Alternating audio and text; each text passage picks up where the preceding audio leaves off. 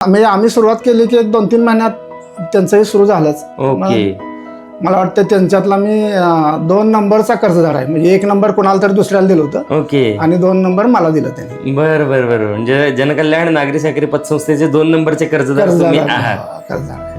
व्यवसायाची सुरुवात 1995 पासून झाली. बर मी जिथं जॉब करत होतो तिथे सिंटेक्स, पाणी टाक्या, डोअर्स असा व्यवसाय होता तिथं. बर बर. त्यामुळं त्यांच्या कॉम्पिटिशनला आपण जायचं नाही किंवा आपण ज्याचं मीठ खाल्लंय त्याला नडायचं नाही अशा उद्देशानं मी वेगळी लाईन घेऊन या व्यवसायात होतो. आमच्या सुरुवातीच्या काळात किर्लोस्कर कोपलँड कंपनी पहिली होती. एक इन्क्वायरी होती त्यांची PVC फ्लोरिंगची, जवळजवळ 2000 स्क्वेअर फीटची होती. मग मी मापं घेऊन ते कोटेशन दिलं. फर्म छोटी असल्यामुळे किंवा अगदी नवीन सुरुवात असल्यामुळे आमच्याकडे एवढे लेटर पॅड चांगले किंवा एवढं सगळं सुशोभित नव्हतं. आम्ही शिक्का मारून किंवा थोडंसं जुजबी असं काहीतरी केलं. पण मीटिंगमध्ये विषय असा झाला की आता ही फर्म छोटी आहे, आत्ता यांनी चालू केलंय, मग आपल्याला मटेरियल देतील का नाही, आपलं काम पूर्ण होईल का नाही, असं त्यांच्या मीटिंगमध्ये मोठ्या साहेबांनी विचारलं. मग त्यामुळे ती ऑर्डर त्यावेळी त्या फर्मला गेली, मोठ्या फर्मला गेली. मग त्यावेळी ऍक्च्युली माझी 4 दिवस झोप लागली. म्हणजे आपण करत असून सुद्धा आपल्याला ऑर्डर मिळाली नाही.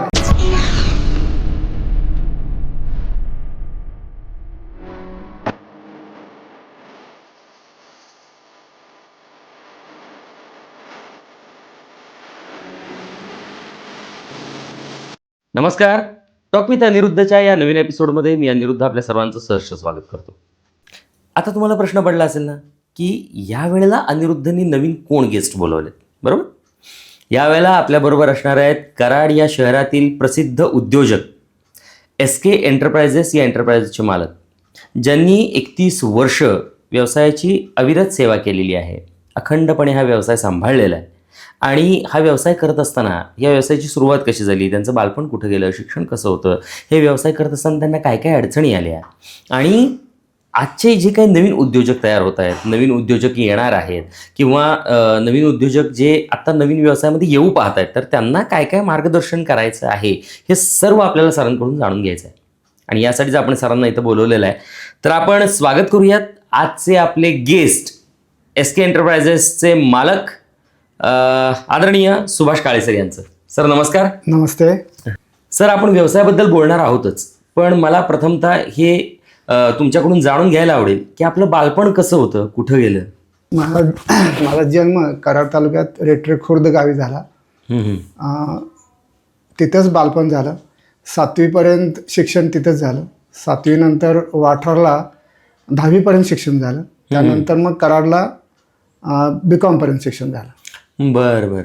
मग आता हा जो व्यवसाय आपण करतोय, तर या व्यवसायाची सुरुवात कशी करावी असं वाटलं आपल्याला, किंवा या व्यवसायाची सुरुवात कधीपासून झाली?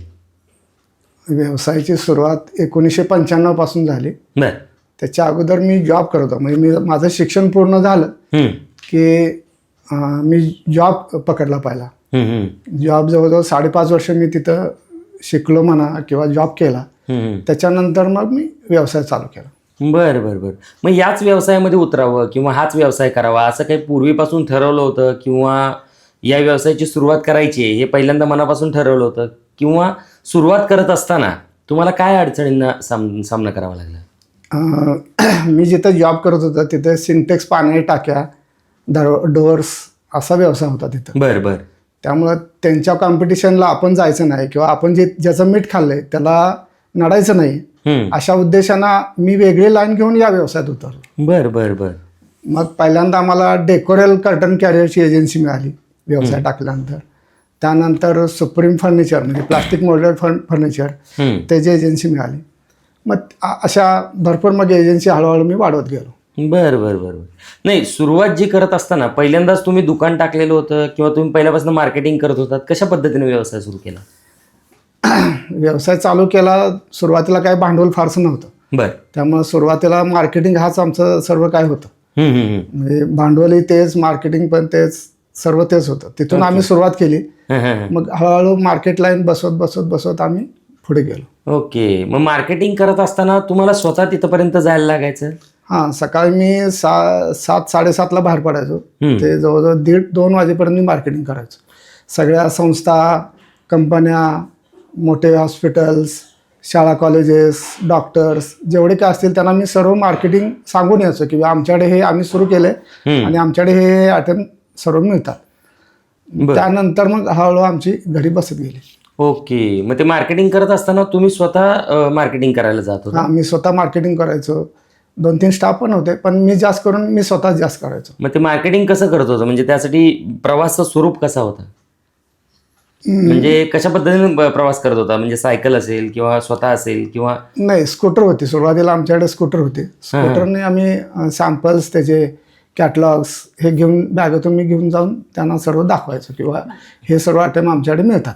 बरं बरं बरं. मग व्यवसायाची सुरुवात करताना पहिल्यांदा दुकान कुठं होतं आपलं? सुरुवात करताना कमानी मारुती मंदिर शेजारी तिथून झाली. बरं बरं बरं. कराडमध्येच स्थित आहे का ते? हां, कराडमध्ये स्थित आहे. बरं. तिथून सुरुवात झाली. हा जो व्यवसाय आहे आपला, तो व्यवसाय वडिलोपार्जित आहे का तुम्ही स्वतः तयार केला आहे? नाही, आपण स्वतः तयार केला. म्हणजे मी जॉब सोडल्यानंतर व्यवसाय आपणच चालू केला. बरं. मग पहिल्यापासून तुमचं ठरलं होतं की व्यवसाय करायची का नोकरी करायची? नाही, असं काय व्यवसायाचं काहीच निश्चित हे नव्हतं. बरं. म्हणजे व्यवसाय टाकू हे पण स्वप्नात नव्हतं. बरं. पण 5.5 वर्ष अनुभव घेतल्यानंतर असं वाटलं की तेच काम करत बसण्यापेक्षा आपण आपलं स्वतःचं काहीतरी करावं अशा उद्देशानं मग व्यवसायाची सुरुवात झाली. बरं बरं. म्हणजे तुम्ही सामान्य कुटुंबातून आलेला आहात, तरी पण तुम्हाला व्यवसायामध्ये जावं हे जे धाडस तुमच्यामध्ये निर्माण झालं, हे कशा पद्धतीने झालेलं आहे ते जाणून घ्यायला आवडेल. एक तर टॅलेंट होतं माझ्याकडे, म्हणजे मार्केट करून आपण कस्टमर खेचू शकतो हे माहिती होतं मला. मला आत्मविश्वास होता की आपण ते करू शकतो. आणि माझे काही मित्र होते, त्यांनी मला जास्त बरेच घातलं की व्यवसाय चालू कर म्हणून. बरं बरं बरं. त्यामुळे मी तो जॉब सोडून व्यवसायात आलो. बरं बरं. म्हणजे मित्र कोण होते ते, म्हणजे जे ऐकायला आवडेल की ते? त्यावेळेचे माझे क्लासमेट, त्यावेळेचे प्रवासातले, त्यावेळेचे जवळचे असे म्हणजे त्यांनी काय काय सांगितलं, म्हणजे तुम्हाला कसं मोटिवेट केलं ते ऐकायला आवडेल. त्यांना असं वाटत होतं की एवढ्या छोट्या पगारात काम करण्यापेक्षा तू स्वतःच केलंस तर चांगलं करशील. बरं. असं प्रत्येकजण मला बिंबवायचं. त्यामुळे मला असं वाटलं की आपण काहीतरी करू शकू. बरं. म्हणून मग व्यवसाय चालू केला. म्हणजे तुमच्यातलं टॅलेंट वाया जाऊ नये असं त्यांना वाटत होतं. हा, म्हणजे तुमच्यातलं टॅलेंट त्यांनाही दिसलं होतं त्यावेळेला? त्यावेळेस दिसलं होतं. ओके. मग त्यावेळेला व्यवसाय सुरू करत असताना तुम्हाला काय काय अडचणींचा सामना फेस करावा लागला? आता व्यवसाय टाकायचं म्हटलं तर पहिला भांडवल पाहिजे. भांडवल तर आमच्याकडे शून्य, काहीच नाही. वडील शेतकरी. ओके. त्यामुळे पैशाची काय म्हणजे त्याचे हेच नव्हते. बरोबर. काहीच नव्हते. बरोबर. मग सांगलीला माझे मामा आहेत, म्हणजे आईचे भाऊ, त्यांच्याकडून थोडीशी मदत मिळाली. त्यानंतर माझ्याकडले थोडेसे होते आणि वडिलांनी एक घरी बैल होता, तो बैल विकून काहीतरी 10-12 हजार रुपये दिले होते. ओके. असं त्या ह्याच्यात आम्ही ते चालू केलं. व्यवसाय सुरुवात केली. व्यवसाय सुरुवात ज्या वेळेला तुम्ही केली त्यावेळेला तुम्हाला काय अडचणी आल्या, म्हणजे मार्केटिंग करत असताना, लोकांपर्यंत पोहोचत असताना लोकांचे काय रिस्पॉन्स येत होते? अचानक लोकांनी एक्सेप्ट केलं का नाही केलं, त्यावेळेला काय अनुभव होता? परमेश्वर कृपेने काय झालं की मी जे आयटम निवडले किंवा जे एजन्सी घेतल्या त्या ॲडव्हान्समधल्या होत्या सगळ्या. त्यामुळे कस्टमरकडे गेलं की कोणी नाही म्हणायचंच नाही, मला हे पाहिजे, मला ते पाहिजे, असं होत गेलं. त्यामुळे त्यांनी ऑर्डर दिलं की आम्ही माल मागवायचं, द्यायचं, त्यांचे पैसे घ्यायचे, कंपन्यांना देऊन रिकाम व्हायचं, परत पुढचं कस्टमर बघायचं, असं आमचं रुटीन चालू झालं होतं. त्यामुळे तशी फारशी नाही. आणि त्यानंतर पुन्हा काय झालं, आमची सुरुवात झाली की 1-2 महिन्यात जनकल्याण पतसंस्था निघाली. मग त्यांनी आम्हाला कर्ज दिलं पहिला. ओके. मग तिथून आमची गाडी स्टार्ट झाली खऱ्या अर्थानं. ओके. मग ते जवळ पहिल्यांदा वाटतं 1,25,000 रुपये त्यांनी आम्हाला त्या काळात मदत केली, म्हणजे कर्ज दिलं. मग कर्ज दिलं की मग आम्हाला भरपूर माल म्हणजे मिळाला, म्हणजे स्टॉक ठेवू शकतो. त्यानंतर मग सुप्रीमची एजन्सी चालू होतीच, पण मग हे मोठ्या प्रमाणात झाल्यानंतर मग आम्ही डीलर नेटवर्क तयार केलं. मार्केटला आम्ही होलसेलनं म्हणजे छोट्या दुकानदार किंवा जे दुकानदार आहेत फर्निचरवाले त्यांना आम्ही माल देऊ लागलो. मग कंपनीनं आम्हाला खूप सपोर्ट केला. ओके. त्यावेळी जनरल मॅनेजर के मेनन म्हणून होते, त्यांनी मग ते सेल्स एक्झिक्युटिव्ह आमच्याकडे पाठवायचे, सगळं मार्केट करायचं, मी स्वतः जायचो. मग आम्ही त्या गावाला ते डीलर नेमायचो, मग त्यांना माल देऊ लागलो आम्ही. मग कंपनीनं पण क्रेडिट फॅसिलिटी दिली, त्यामुळे ते हळूहळू डेव्हलप होत गेलं. ओके. म्हणजे कंपनीमध्ये बसत गेला. ओके. मग साधारण तुम्ही जनकल्याण पतसंस्थेनं मदत केली असं तुम्ही म्हणतायत किंवा कर्ज दिलं, तर ते साधारण तुम्ही कोणत्या साली ही सुरुवात केली होती? मग ते 96 किंवा 97ला 96लाच. ओके, म्हणजे 95 पंच्याण्णव म्हणजे आम्ही सुरुवात केली की 1-2-3 महिन्यात त्यांचंही सुरू झालंच. ओके. मला वाटतं त्यांच्यातला मी 2 नंबरचा कर्जदार आहे. म्हणजे 1 नंबर कोणाला तरी दुसऱ्याला दिलं होतं ओके. आणि 2 नंबर मला दिलं त्यांनी. बरं बरं बरं. म्हणजे जनकल्याण नागरी सहकारी पतसंस्थेचे 2 नंबरचे कर्जदार तुम्ही आहात. कर्जदार आहे. बर. मग त्यांच्या आशीर्वादाने अगदी व्यवस्थित झालं. गेली 30 वर्ष तुम्ही या व्यवसायात आहात, तर गेल्या 30 वर्षामध्ये असे कोणते तुम्हाला कस्टमर वगैरे मिळाले होते का, किंवा असा कुठला एक चांगला अनुभव की जो तुम्हाला प्रेक्षकांना सांगायला आवडेल, जो चांगला असेल, वाईट असेल, बरा असेल? ते तर सांगतोच मी पुढे. पण एक विषय असा होता की सुप्रीमचे जे मॅनेजर होते, जनरल मॅनेजर के मेनन म्हणून, ते खूप वर्ष होते. म्हणजे जवळजवळ 5-6 वर्ष होते. म्हणजे मी चालू केल्यानंतर. बरोबर. तिथून त्यांनी परत रिझाईन केलं आणि टाइम टेक्नोप्लासला आले. म्हणजे ड्युरो जी डोअरमॅट कंपनी आहे तिकडे आले. मग त्यांचं ते रिगल मॉडेल फर्निचर त्यांची एक डिव्हिजन टाइम टेक्नोप्लासची. ओके. मग त्यांनी परत मला तिकडे बोलून घेतलं की सुप्रीमचं काम तू चालू ठेवस, पण माझं पण एक रिगल त्याच्याबरोबर चालू ठेव. ओके. आणि त्यासोबत त्यांचीच दुसरी ब्रँच होती टाइम टेक्नोप्लासची, ड्युरोसॉफ्टची कंपनी होती ती. मग ते एजन्सी पण मला त्यांनी लगेच विना डिपॉझिट विना अट त्यांनी लगेच चालू करून दिली मला. अरे बापरे. हा सगळ्या ते म्हणजे त्यांनी त्या साहेबांना सांगितलं की हे जे पैसे नाही आले तर मी माझ्या पगारातून तुम्हाला पैसे देतो. वा वा वा वा. हा विश्वास त्यांनी दाखवला त्यावेळेला. हा विश्वास संपादन करणंही गरजेचं आहे. व्यवसाय सुरू करत असताना प्रत्येक माणसाचा किंवा जे कंपनी आहे त्या कंपनीचे जे लोक आहेत त्यांचाही विश्वास संपादन करणं गरजेचं आहे. तेवढं डेडिकेशननी काम करणं गरजेचं आहे. हा, म्हणजे व्यवहार आपले चोख होते. त्यामुळे कुठले म्हणजे 10 लाखाची जरी ऑर्डर पाठवली आपण तर कोणी म्हणायचं नाही की बाबा अगोदर पैसे द्या मग तुम्हाला माल मिळेल. असं कधी माझ्या आजपर्यंतच्या तरी इतिहासात झालेलं नाही की बाबा तुम्ही अगोदर पैसे द्या मगच तुम्हाला मी माल पाठवणार. असं काय झालं असं कधी झालं नाही. ज्याचं असेल ते व्यवहार त्याला रुपये असेल तर देऊन टाकायचे. म्हणजे व्यवसायामध्ये तुम्ही व्यवहारामध्ये अतिशय पारदर्शकता ठेवली पाहिजे. अतिशय पारदर्शक. कुणाचे पैसे असले ठेवायचे नाही, देऊन टाकायचे पहिला. ओके. आता सध्या आपल्या दुकानामध्ये कोणकोणता माल आहे, कोणकोणतं मटेरियल आहे? आता आमच्याकडे सुप्रीमची एजन्सी तरी आहे. Supreme plastic furniture, rear plastic furniture, त्यानंतर executive chairs, revolving chairs, computer chairs, tables आहेत, ॲल्युमिनियम शेडे आहेत, त्यानंतर ड्युरोसॉफ्ट ड्युरोटॉप ते आहे, कार्पेट्स आहेत सगळ्या प्रकारचे. ओके. त्यानंतर इजी ड्राय सिस्टीम आहे, ॲल्युमिनियमच्या शेडे आहेत, शोरॅक आहेत. असं बरेचसेच आयटम आहेत, अजून पण आहेत बरेचसे आयटम. Okay okay okay. म्हणजे बरेचसे फर्निचरमध्ये ज्या काही गोष्टी अवेलेबल फर्निचर किंवा घराला उपयोगाला, ऑफिसला उपयोगाला असं बऱ्यापैकी आहे. जास्त करून ऑफिस आणि घर असं दोन्ही आम्ही दोन्हीसाठी मॅनेज केलं. आता काय होतं की आजकालच्या काळामध्ये ज्यावेळेला आपण नवीन घरं घेतो त्यावेळेला इंटेरियर केल्याशिवाय किंवा कुठलंही फर्निचर केल्याशिवाय लोक शक्यतो राहायला जात नाहीयेत.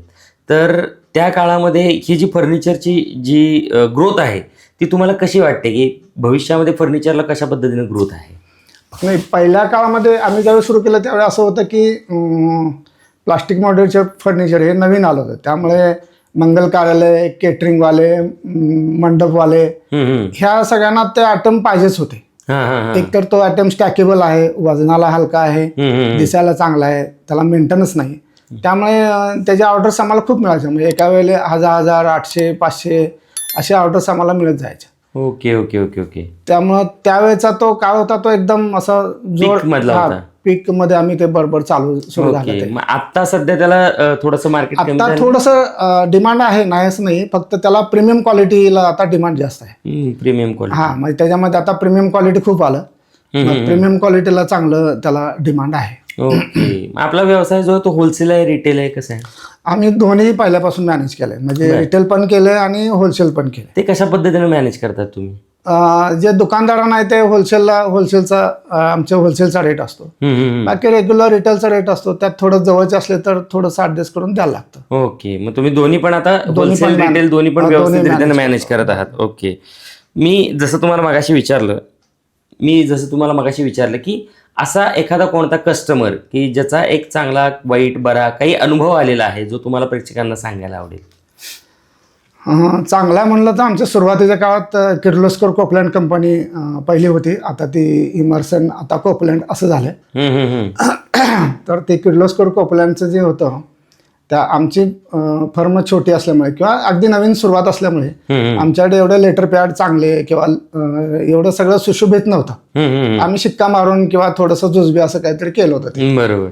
मग एक इन्क्वायरी होती त्यांची PVC फ्लोरिंगची, जवळजवळ 2000 स्क्वेअर फीटची होती. ओके. आणि त्यांनी मला बोलवलं की असं असं आहे आणि हे काम करायचं आहे. मग मी मापं घेऊन ते कोटेशन दिलं आणि त्यांनी दुसऱ्या कोल्हापूरची एक फर्म होती त्यांना एक बोलवलं होतं. मग ते हे मला माहीत नव्हतं त्यांनी बोलवलं होतं. पण ज्यावेळी माझं कोटेशन गेलं आणि त्यांचं कोटेशन गेलं तर त्यांच्या कोटेशनपेक्षा माझं 6 रुपये स्क्वेअर फीटनी कमी होतं दर आपला. पण मीटिंगमध्ये विषय असा झाला की आता ही फर्म छोटी आहे, आत्ता यांनी चालू केलं आहे, मग आपल्याला मटेरियल देतील का नाही, आपलं काम पूर्ण होईल का नाही, असं त्यांच्या मीटिंगमध्ये मोठ्या साहेबांनी विचारलं. मग त्यामुळे ती ऑर्डर त्यावेळी त्या फर्मला गेली, मोठ्या फर्मला गेली. मग त्यावेळी ॲक्च्युली माझी 4 दिवस झोप लागली नाही. म्हणजे आपण करत असून सुद्धा आपल्याला ऑर्डर मिळाली नाही. मग त्यानंतर थोडं आम्ही मग लेटर चांगलं छापणे किंवा लेटर मग सगळं व्यवस्थित कार्ड्स वगैरे चांगले छापून घेतले आणि मग ते टायपिंग मशीन घेतलं आम्ही. ते त्यावेळी टायपिंग कॉम्प्युटर नव्हते त्यावेळी.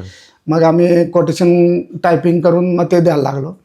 पण मग तिथे जे पाटील साहेब एक होते आमचे, म्हणजे मित्रच म्हणूया आपण ते, तर त्यांना आम्ही सांगितलं की आम्हाला छोटी छोटी ऑर्डर द्या, तुम्ही आम्हाला मोठी देऊ नका ऑर्डर. मग त्यांनी 150 square feet, 200 square feet, 300 square feet, 400 square feet अशी ऑर्डर द्यायला आम्हाला चालू केलं.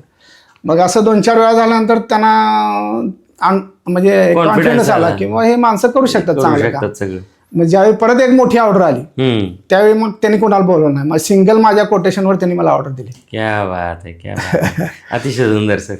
म्हणजे पहिल्यांदा अनुभव सरांना असा आला होता की सरांचं फक्त शिक्का मारलेलं कोटेशन बघितल्यानंतर त्यांना ऑर्डर रिजेक्ट झाली, पण नंतर सरांनी स्वतःच्या एबिलिटीवर ही ऑर्डर, कुणीही तिथं कोटेशन न देता स्वतःनी एबिलिटीवर सरांनी ती ऑर्डर मिळवली की तिथं दुसरा कोणी कॉम्पिटिटर त्यांनी उभाच करून दिलेला नाही आहे. आणि ही पॅशन मला वाटतंय की प्रत्येकाने व्यवसायामध्ये जपणं जास्त गरजेचं आहे. सर, हा व्यवसाय करत असताना म्हणजे जे काही नवीन उद्योजक आहेत, आता आपण बघतो मराठी माणसाला कायम कमी लेखलं जातं व्यवसायामध्ये, की मराठी माणसाला गर्व आहे किंवा मराठी माणसाला काम करत असताना छोट्या छोट्या गोष्टीसाठी तो नाही, मोठ्याच गोष्टींसाठी तो कायम बघत राहतो. तर या दृष्टिकोनातून तुम्ही काय सांगाल मराठी माणूस म्हणून? पहिल्यांदा तर एक नम्रता पाहिजे आपल्याकडे व्यवसाय करत असताना. काय म्हणा आपण त्याला, नम्र म्हणा किंवा थोडं झुकता यायला पाहिजे आपल्याला, पुढच्याला सर म्हणता यायला पाहिजे किंवा त्याला थोडी त्यांची उंची वाढवली पाहिजे. जरी नसली कस्टमरची, जरी त्यांचं सामान्य असला कस्टमर तर त्याची उंची वाढवता यायला पाहिजे आपल्याला. असा उद्देश असायला पाहिजे असं मला वाटतंय. आणि थोडं प्रामाणिक जर काम केलं ना तर कुठल्या व्यवसायात अपयश येईल असं वाटत नाही मला. प्रामाणिक काम करायला पाहिजे. मग तो तुम्ही क्वालिटी जरी समजा एखादी खराब असेल, मग आजपर्यंत असं झालं की समजा एखादा ॲटम आला, त्याला काहीतरी क्रॅश पडला आहे किंवा थोडासा एखादा कोपराही झाला आहे, तर आम्ही असा रेटून कधी विकला नाही. त्याला काहीतरी स्टिकर लाव, त्याला काहीतरी आम्ही सांगून विकायचं. थोडं याला क्रॅश पडलंय किंवा थोडा तुकडा पडला आहे, हे जे खरेदी रेट एवढा आहे त्याच्यापेक्षा 10 पैसे आम्हाला कमी द्या, असं करून आम्ही विकलो. त्यामुळे आमच्याकडे लोकांचा बघण्यात जो आहे ना तो प्रामाणिकपणा आम्ही तो जपलेला आहे. तसं लोक करत नाहीत, बऱ्याचपैकी असं रेटून फसवून करतात. त्यामुळे पत जाते. हो. म्हणजे परत त्या दुकानात कोण जाणार नाही जाणार. घरी गेल्यानंतर करणारच ना की कोपऱ्याचा तुटलाय किंवा क्रॅश पडलाय, तर मग पुन्हा ते म्हणणार आपण ह्या दुकानात जायलाच नको. तसं आम्ही नाही केलं. आम्ही सांगायचं हे ट्रान्सपोर्टमध्ये झालेलं आहे किंवा हे असं आहे, तुम्हाला चालत असेल तर खरेदीपेक्षा कमी द्या, पण हे असं आहे.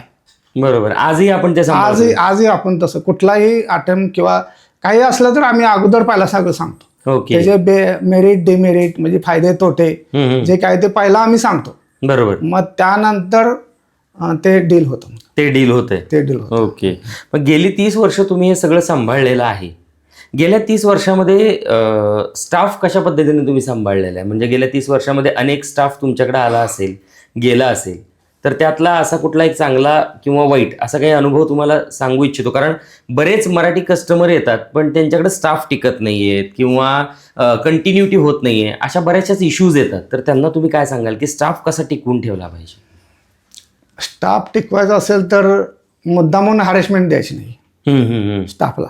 ओके, त्याची अडचण काय आहे हे पहिला जाणून घ्यायची. बरोबर. समजा त्याची खरोखर अडचण आहे तर त्याला त्याची ती अडचण दूर केली पाहिजे किंवा त्याला ती सवलत दिली पाहिजे. माझ्याकडे असं काय इश्यू झाला नाही, म्हणजे स्टाफ कोणतरी आला नाही किंवा सोडून गेला असं काय झालं. बरं. एक स्टाफ माझ्याकडे 22 वर्ष राहिला. अरे बापरे, वा वा वा. कोरोनाच्या काळामध्येच थोडंसं डिस्टर्ब झालं की सर्वांचेच व्यवसाय थोडेसे कमी झाले होते, त्यामुळे स्टाफनेच थोडेसे निर्णय घेतले की काही नाही थांबूया आणि काही नाही कंटिन्यू करूया. म्हणजे असं झालं.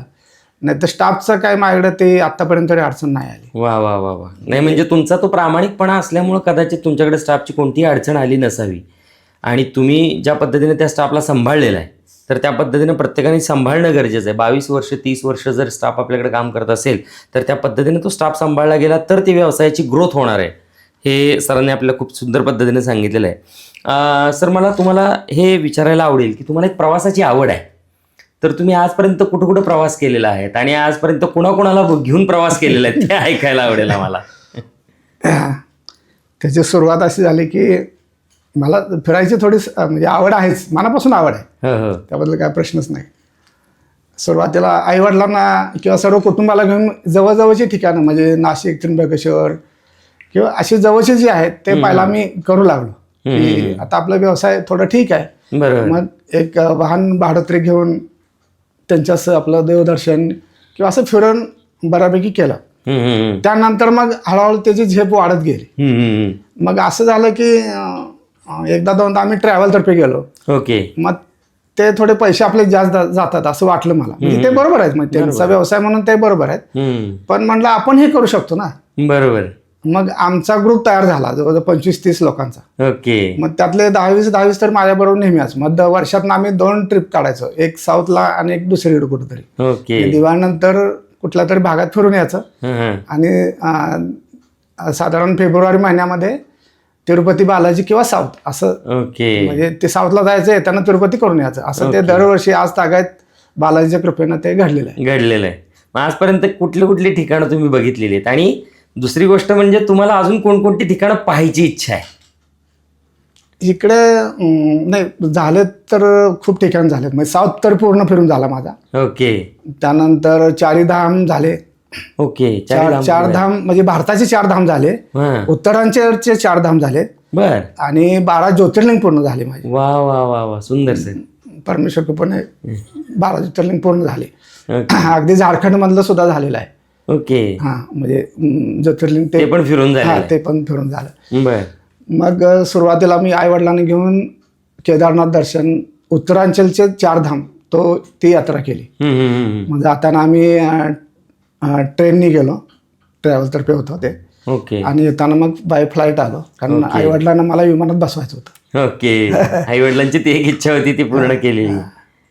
मग अजून कोणती ठिकाणं अशी आहेत जे तुम्हाला फिरायला आवडतात? आता थोडं काश्मीर आणि वैष्णोदेवी वगैरे राहिले थोडंसं. बर.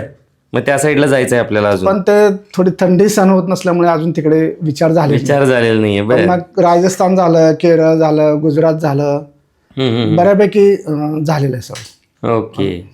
गंगासागर झालं. ओके. मग तिथं जायचंय अजून? नाही, झालं की मग गंगासागर झालं. ओके. कोलकाता झालं, भुवनेश्वर झालं, म्हणजे बरीच ठिकाणं फिरून झालेली आहेत. फॉरेनची काही ट्रिप झालेली सर? नाही, फॉरेनची अजून नाही झाली. ओके. फॉरेनला आता जायची काढलाय, आता पासपोर्ट काढलाय, बघूया आता काय परमेश्वर इच्छा कसं. बर. तुम्हाला मुलं किती आहेत सर?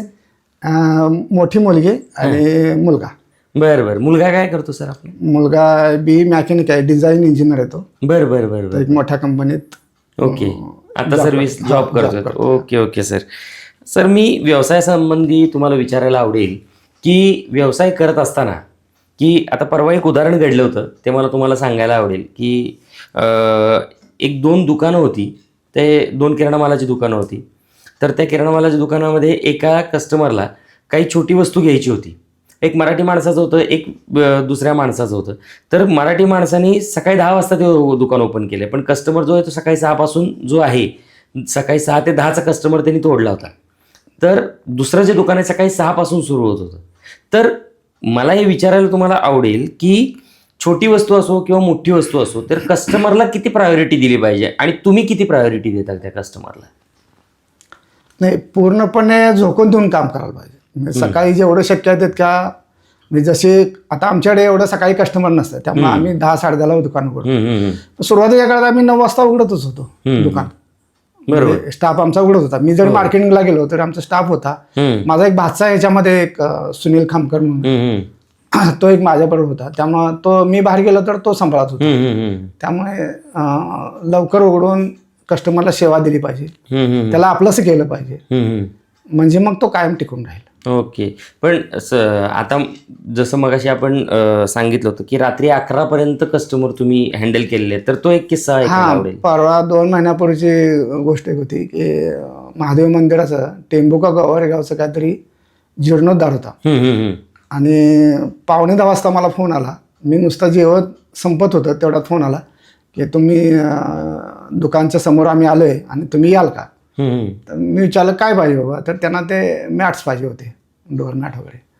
म्हणजे जीर्णोद्धारच्या मंदिरासाठी पाहिजे आणि या तुम्ही. म्हणलं माझ्याकडे स्टाफ नाही, तुम्ही जरी मदत करत असाल तर मग मी येतो. मग 9:45 वाजता येऊन दुकान उघडलं, त्यांना सगळं ते कट करून दिलं. जवळजवळ 11:15 वाजता मी त्यांना सोडलं ते सगळं. अरे बापरे, म्हणजे एवढं डेडिकेशन. म्हणजे आता या माझा तर 59 माझा आता चालू आहे, या वयात सुद्धा मी ते म्हणजे करू शकले. म्हणजे ते बिझनेस बद्दलचं असलेलं डेडिकेशन, बिझनेस बद्दलची असलेली आत्मीयता, तळमळता आणि याच्यातूनच या सगळ्या गोष्टी, म्हणूनच कदाचित 30 वर्ष पारदर्शकपणे तुम्ही हा सगळा बिझनेस सांभाळू शकलात सर. नक्कीच. आता नवीन पिढी आहे सर आपली, जी बिझनेसमध्ये येऊ पाहतीये, की ज्यांच्याकडं म्हणजे काही पिढी अशी आहे की ज्यांच्याकडे अजून भांडवल निर्माण झालेलं नाही आहे पण त्यांना व्यवसाय करायचा आहे. पण काही लोक अशी आहेत, काही मुलं अशी आहेत की ज्यांच्याकडे पैसा पडून आहे पण त्यांना काय व्यवसाय करावा हे कळत नाही, पण त्यांना व्यवसाय करायची इच्छा आहे. तर अशा मुलांना तुम्ही काय सांगाल की व्यवसाय कसा करावा आणि त्या व्यवसायाबद्दलची काय माहिती द्याल तुम्ही? त्याच्यामध्ये आता एक तर असं करायला लागेल की पहिला ज्याची इच्छा असेल, जो व्यवसाय करायचा त्यांच्या मनात असेल किंवा त्यांना जो सुटेबल असेल, त्यांनी काय तर ठरवलं असेल ना कोणतरी, बरोबर, मी काय हे विकतो ते विकतो, बरोबर, तर त्या लाईनमध्ये त्याने अनुभव घेतला पाहिजे पहिला. ओके. म्हणजे समजा मला आता एक दुसरं, समजा आता मला कापड दुकान टाकायचं, तर मी कापड दुकानात 4 वर्ष काम केलं पाहिजे, तर त्यातले बारकावे समजतील, तर त्यातलं मला अनुभव येईल. त्यानंतर मी ज्यावेळी व्यवसायात उतरेल किंवा कस्टमरशी कसं बोलायचं, काय बोलायचं हे समजतच नाही ना आपल्याला, समजत नाही, कसं समजणार, नाही समजणार. मग तो अनुभव घेतला पाहिजे. तर त्यासाठी आपल्याला दुसऱ्याच्या दुकानात काम करायला लागेल किंवा दुसऱ्याच्या संस्थेत काम करायला लागेल, बरोबर. तर त्यावेळेला तो अनुभव आल्यानंतर मग जरूर यावं, पण पूर्ण मनाची तयारी करून त्यात उतरलं पाहिजे. बरं. नाही, त्यामुळेच कदाचित व्यवसाय सुरू करतात लोक आणि 2 महिने 4 महिन्यानंतर ते व्यवसाय बंद पडतात. तर ते व्यवसाय कंटिन्यू चालू ठेवण्यासाठी त्या व्यवसायाचा अनुभव असणं जास्त गरजेचं आहे असं सर सांगतायत. आणि तो व्यवसाय जोपर्यंत तुम्हाला अनुभव येत नाही तोपर्यंत तो व्यवसाय सुरूच करू नये, कारण बरोबर ना, कारण कस्टमरशी कसं बोलायचं हे ज्ञानच नसतं ना, बरोबर. त्यांना काय सांगितलं पाहिजे, त्यातले बारकावे, मेरिट डिमेरिट त्याला सांगता यायला पाहिजे ना, बरोबर.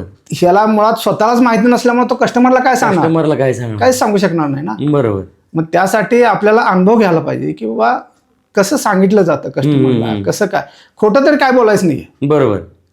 ज्यावेळी आपण व्यवसाय करतो ना तर खोटं काहीच बोलायचं नाही. मला असं म्हणजे मी व्यवसाय टाकायच्या अगोदर मला असं म्हणजे ऐकून माहिती होतं की व्यवसायात खोटं बोलतात, व्यवसाय म्हणजे फसवेगिरी असते, पण मला असं वाटत नाहीये. मला असं वाटतं की प्रामाणिक व्यवसाय करावा, काहीच प्रॉब्लेम नाही.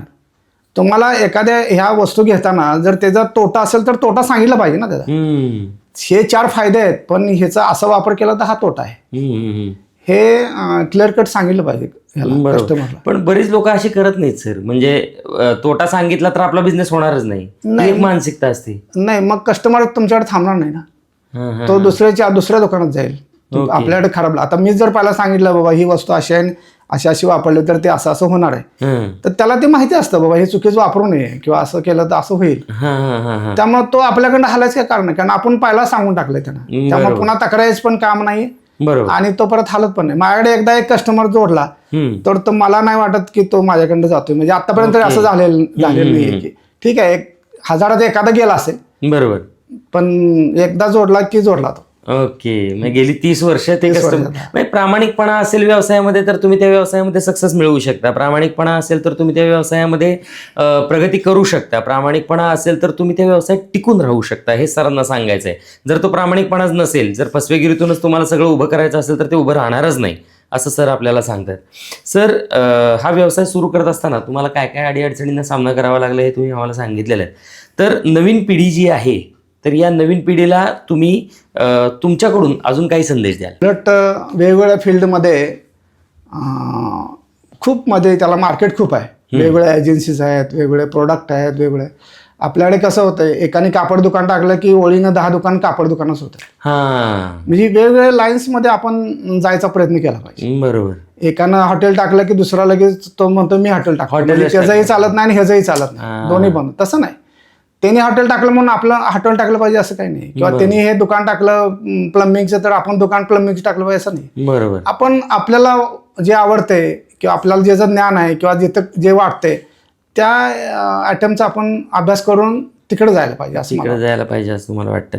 सरांनी अतिशय सुंदर पद्धतीने आपल्याला सांगितलेलं आहे की व्यवसाय कशा पद्धतीने सुरू केला पाहिजे, सुरू करत असताना त्याला अनुभव कशा पद्धतीने पाहिजे आणि व्यवसायामध्ये उतरत असताना आपण कोणत्या कोणत्या गोष्टी घेऊन उतरलं पाहिजे, हे सगळं सरांनी आपल्याला व्यवस्थित रीतीने समजावून सांगितलेलं आहे. तर सर, आपण इथं आलात आणि आम्हाला या सगळ्याबद्दल मोलाचं मार्गदर्शन केलं. अतिशय सुंदर पद्धतीनं तुम्ही ह्या सगळ्या गोष्टी आम्हाला सांगितलेल्या आहेत. याबद्दल आमच्या प्रेक्षकांना अतिशय सुंदर असा फायदा होणार आहेच. तर सर, आपण इथं आलात याबद्दल मनापासून आपले आभार. एक फुल नाही फुलाची पाकळी आम्ही टॉक विथ अनिरुद्ध या परिवारातर्फे आपल्या देऊ इच्छितो. तर ही फुल नाही फुलाची पाकळी आम्ही तुम्हाला देऊ इच्छितो, याचा तुम्ही स्वीकार करावा असं मला वाटतं. थँक्यू. आणि सर, तुम्हाला इथं येऊन कसं वाटतंय हे आम्हाला ऐकायला आवडेल आता. नाही, खूपच छान. मी ॲक्च्युली हा माझा पहिलाच अनुभव आहे. म्हणजे चांगलंच वाटलं, काय प्रश्नच नाही. बेस्टच, एकदम एकदम चांगलं. म्हणजे तुझं पण हे सुरुवातच असेल असं वाटतंय मला. हो, म्हणजे खूप छान त्या मनानं तू चांगलं तयार केलीस. येस. आम्हालाही त्यात इन्व्हॉल्व करून घेतलंस, त्याबद्दल तुझे धन्यवाद. नाही, सरांनी इथं यावं, सरांनी मार्गदर्शन करावं ही माझी मनापासूनची इच्छा होती. प्रेक्षकांना थोडं पर्सनल सांगायला आवडेल की ज्या वेळेला मला बाहेरची ट्रिप करायची होती, तिरुपती बालाजीची ट्रिप ज्या वेळेला मी पहिल्यांदा करायचं ठरवलं होतं, तर त्यावेळेला ती तिरुपती बालाजीची ट्रिप सरांच्या माध्यमातून झालेली आहे आणि त्या ट्रिपचा एकही रुपयाचा खर्च सरांनी माझ्याकडून घेतलेला नाही आहे. सरांनी आजपर्यंत असे अनेक जण आहेत, म्हणजे हे मला पर्सनली तुम्हाला सांगायला आवडेल की असे अनेक जण आहेत की ज्यांना सरांनी त्यांच्या माध्यमातून काही गोष्टी घडवल्या, दिल्यात, पण सरांनी आजपर्यंत कधीही कोणाला सांगितलं नाही की ही गोष्ट मी माझ्याकडून केलेली आहे. अशी अनेक मुलं आहेत, अशी अनेक कुटुंब आहेत जी सरांनी समर्थपणे पेललेली आहेत. त्या म्हणजे अगदीच उजव्या हाताने केले की डाव्या हाताला कळू नये असं आपण नेहमी म्हणतो. तर सरांनी अगदीच एका हाताने मदत केली आहे पण ती दुसऱ्या हाताला कधी कळालीच नाही आजपर्यंत. या पद्धतीने सरांनी खूप काही केलेलं आहे, पण हे कधीही लोकांपर्यंत आलं नाही आणि हे यावं ही एक तळमळ माझ्या मनामध्ये होती आणि म्हणून मला सरांना इथं बोलवायचं होतं. त्यांच्या व्यवसायाबद्दलचं तर मार्गदर्शन करायचं होतंच, पण ह्या सगळ्या समाजाला कळावं की अशी पण काही लोकं आहेत की जी तळमळीनं इतरांसाठी काही करत असतात, तळमळीनं व्यवसाय करत असतात. म्हणजे व्यावसायिक म्हटलं की आपल्या डोक्यासमोर येतो की पहिल्यांदा तो म्हणजे आपला प्रॉफिट काढणार, किंवा व्यावसायिक म्हणलं की आपण जाताना दोनदा विचार करतो की याच्याकडे जाऊ का नको. पण असे पण काही व्यावसायिक आहेत की जे अतिशय पारदर्शकपणे व्यवसाय करतात, स्वच्छपणे व्यवसाय करतात, निर्मळपणे व्यवसाय करतात. अगदी पाण्यासारखा व्यवसाय त्यांचा असतो. हे आपण कधी पाहत नाही, आपल्याला कळत नाही आणि ही लोक समाजासमोर येणं जास्त गरजेचं आहे असं मला वाटतं. आणि म्हणून या सगळ्यांना ते कळावं म्हणून मी सरांना इथं बोलवलेलं आहे. आणि सरांनी पण अतिशय प्रांजळपणे आणि प्रेमळपणे माझी जी विनंती होती त्याला मान दिला आणि सर इथंपर्यंत आले, त्याबद्दल मी खरंच सरांचं मनापासून आभार मानतो. सर, खरंच तुम्ही इथं आलात आणि हे सगळं आम्हाला सांगितलं. तुमच्या सगळ्या ज्या काही गोष्टी होत्या, जे मार्गदर्शन होतं ते मला आणि माझ्या प्रेक्षकांना मिळालं, याबद्दल मी खरंच आपले आभार मानतो. धन्यवाद सर. धन्यवाद. धन्यवाद. धन्यवाद.